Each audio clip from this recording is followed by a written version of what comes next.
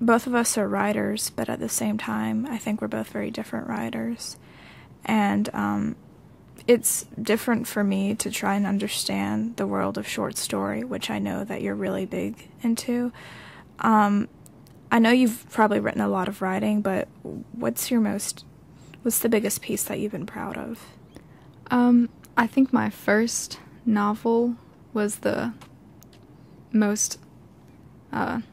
biggest experience that I've ever had to accomplish as a writer. 'Cause I think the first one I ever had to write was definitely the hardest, just actually completing something that ended up being 60,000 words long. So, what about yours?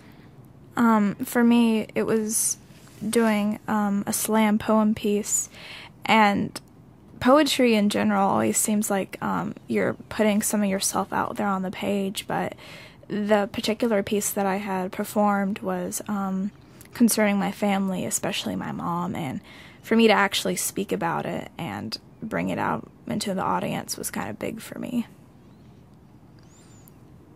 How do you think that, or have you ever tried writing short fiction?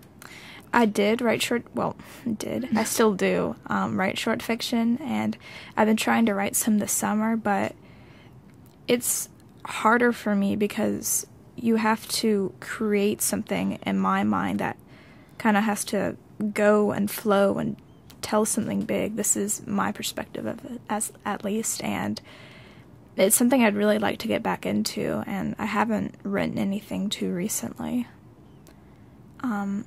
Have you tried writing any poetry?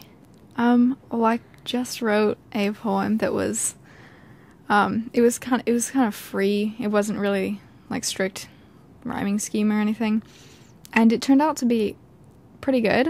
I thought it was about a friendship that I've had with somebody. So, I think that's always good.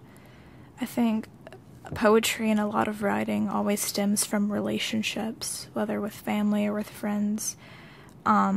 Which is, I guess, one of the most challenging things I find about my writing, trying to bring that into my writing, because, well, when I first started slam poetry, which I've been doing recently, I've been looking up to most slam poets, and they try to take something from real life and how it relates to them, and they try to bring it out, and so I've been kind of, I guess you could say, discovering more about myself and the relationships within my family, which has been kind of challenging. Like, how do I write about this for it to make sense and for the audience to connect? So, what exactly, like, inspires you, or who do you look up to for your fantasy writing? Well, I think for characters, George R.R. Martin he's got these huge, sweeping plots that I don't even know exactly how he does that, because there's hundreds and hundreds of characters and they're all different, and I think I can really admire that, how you can create that many original people and make them your own. That is pretty amazing. Could you ever see yourself, like, doing something like that, like creating your own world with all these relationships and ties? And I certainly hope I could live up to that. I mean, the stories that I write now they've got a couple main characters and maybe 5 at the most main characters, and then I really do enjoy the relationships between them. I think that's one of my favorite parts about the characters, is how they interact with each other and how they react differently with other people between them. But do you ever run into that in your poetry? With poetry, one of the big conflicts I have with it, you could say, is trying to really express the emotion, because to me, poetry is trying to show the audience what you're feeling in that moment and all the words connected to it, but how can you get the audience to feel like that? Like, how can you get readers to feel like that? And to do that, I try to experiment with the line breaks and the spacing of stanzas, and what words would fit best, and like whether one word would suit the spot instead of another word. Is it different writing slam poetry than normal poetry, I suppose.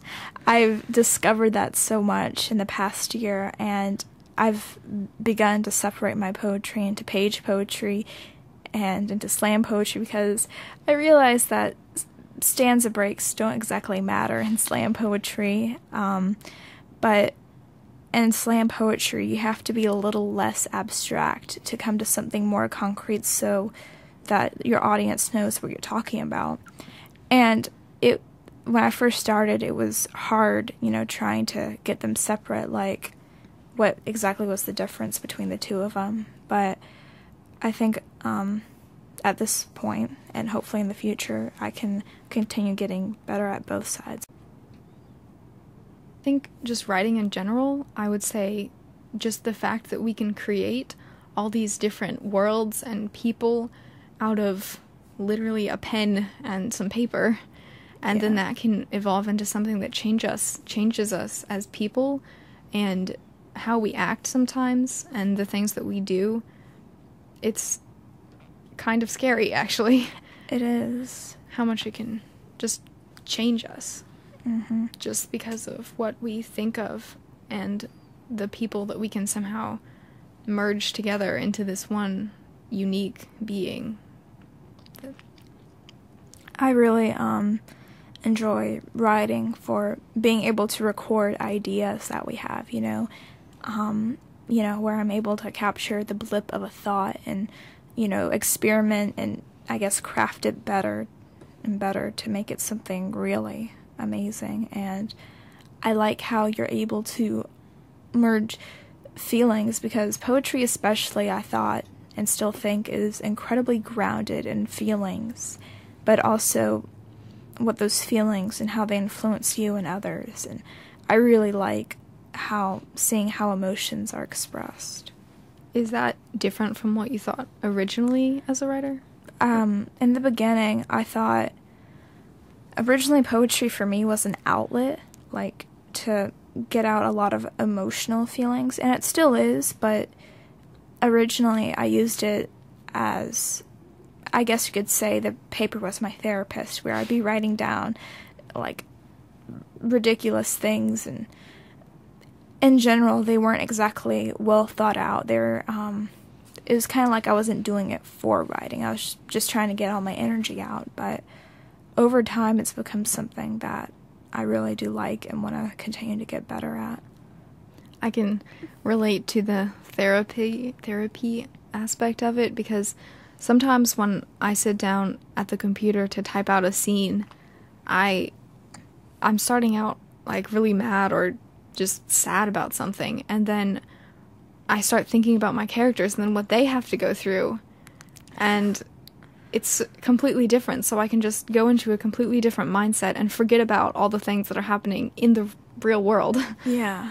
And yes, so I would definitely say that it's a kind of therapy for me too. Yes. Have you ever considered to take writing as a career option?